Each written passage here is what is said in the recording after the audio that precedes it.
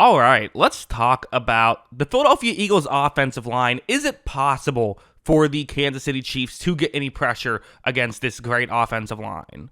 Well, first we have to know the personnel of this Chiefs offensive line, right? From left to right, you have Jordan Mailata, PFF's number 1 rated tackle. That's what the numbers are next to these players. Landon Dickerson, the guard, 4th rated guard. And that's all tackles and all guards, not just left guard and right and left tackle. Cam Jurgens is the 11th best center, so I guess you could argue he's the weak spot because 11th out of 40, as opposed to Mekhi Becton being 18th out of 80, but still, no weak spots here. Lane Johnson, one of the best tackles in the league as well. So no real weak spots. You do see I put asterisks next to Landon Dickerson and Cam Jurgens. They both said they plan on playing in the Super Bowl, so I'm going to assume they'll play. Maybe there'll be some random setback. They did both get banged up in the conference championship game, so neither one might be 100%. They might both be 100%. A lot of time till the Super Bowl happens, but as of right now, we're going to assume that those 5 are going to play and be effective. As for the Chiefs, again, it's kind of looked at as Chris Jones and friends, right? He's obviously the superstar, but George Karlaftis has been very good this season. Charles Omenihu has been very, very good this season. Trayshawn Wharton gets the 4th amount of snaps on this defensive line, and he does very well. You also have Mike Dana, Mike Pennell, and Felix Nduke-Uzomah, who are guys who can come in and make plays when necessary as well. So yes, Chris Jones is the star, but it is not just Chris Jones. Now, even though there are great players on this Chiefs defensive line, there is kind of a thing that a lot of times when a great defensive lineman goes up on a great offensive lineman, a lot of times the offensive lineman wins. That's usually how it goes. And in fact, the last 2 times these teams have played each other, that's how it went. If you look at their Super Bowl PFF grades, Chris Jones is at the bottom with a 58.1, which is way lower than you're used to seeing. Of course, very different offensive line here. I shouldn't say very different. 3 of the starters were the same, but only 1 of the interior 3 were the same in that game. So that's definitely a difference. They actually played each other last year where there was only 1 difference in the interior on the entire offensive line for the Eagles. You see that again, not a lot of high grades there. Chris Jones just a 53.1 in that game as well. Worth noting, the one player who is no longer there, Jason Kelce, probable Hall of Famer. So kind of a big, even though Cam Jurgens has played well, still a big drop off there.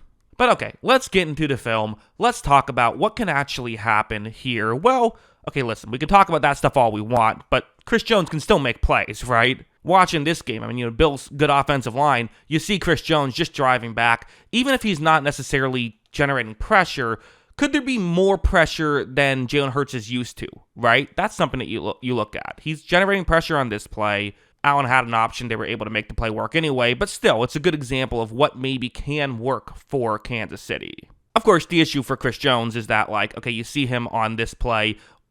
What do you do when you go up against Chris Jones usually? Well, as you see, the Bills just double team him, right? That makes sense. Let's put 2 guys on him. Let's not let him just have a one-on-one matchup. Now, what's interesting is Spagnuolo will kind of use this to their benefit because he loves the blitz. If he knows where you're probably going to, the guy you're probably going to double team, he can kind of call blitzes, because of that in a way that can help.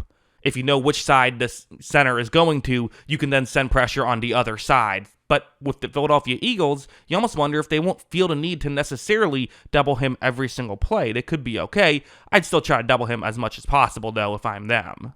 But now let's go over here. Let's talk about the Eagles' offensive line. Listen, they're still humans. There still is ways to get pressure. The Rams were able to make it happen pretty well. How were they able to do it? Well, you see when this play begins, it's going to be a 5-man rush. Okay, that helps. But still, the Eagles have a player to block everybody. This is not a horrible situation for them as of right now when I paused it. You see right there, that's Jordan Mailata. Okay, great tackle. Just told you, PFF's number 1 graded tackle in the league. Not an easy guy to generate pressure against. However, you see, it's Christian Roseboom, actually, who's a linebacker who ultimately beats Mailata. How did a linebacker beat Jordan Mailata? Well, because look at how long that play took. That's kind of what can happen, is if you can cover well, which the Chiefs can, Hurts will hold on to the ball for too long. That is one of the negatives of Hurts, and that's how you can maybe get some of these plays to work, is it might not necessarily be about getting pressure, immediately. Might not necessarily be what happens in this game. In fact, that rarely happens against Jalen Hurts. What instead you might need to do is try and get pressure eventually. Like this play is another example. It's again going to be a pressure. You have a five-man rush right here. But watch Jared Verse on this play. Great player, right? Really, good at being able to win some one-on-one matchups. So, okay, sure. Yeah, got it. Understood. Well, when this play begins, you see that due to the pressure, he ends up getting kind of goes towards the guard. And at this point, you're thinking this play is over. But, like I said, Hurts will hold on to the ball for a while, and it's a 3rd and 23. Not the worst time to hold on to the ball for an extra tick and see if something good can happen. But watch Jared Verse just continue to go at it, and he's able to eventually get the sack. The Chiefs do have a lot of high motor players on that defensive line, so part of it too is like just keep working. Eventually you could get there. Maybe not every play, but on some of these. So that's another way that you can make this work.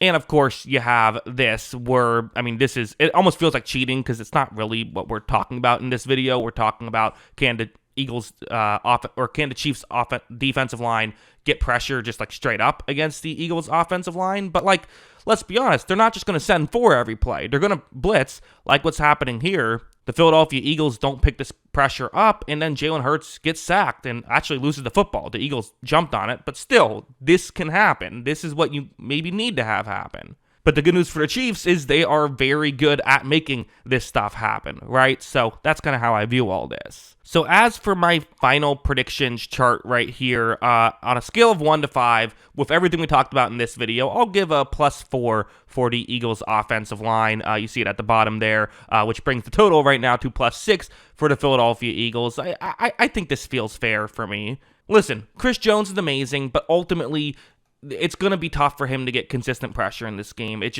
is what it is. When you have this kind of offensive line, sometimes crazy things happen. Usually they don't.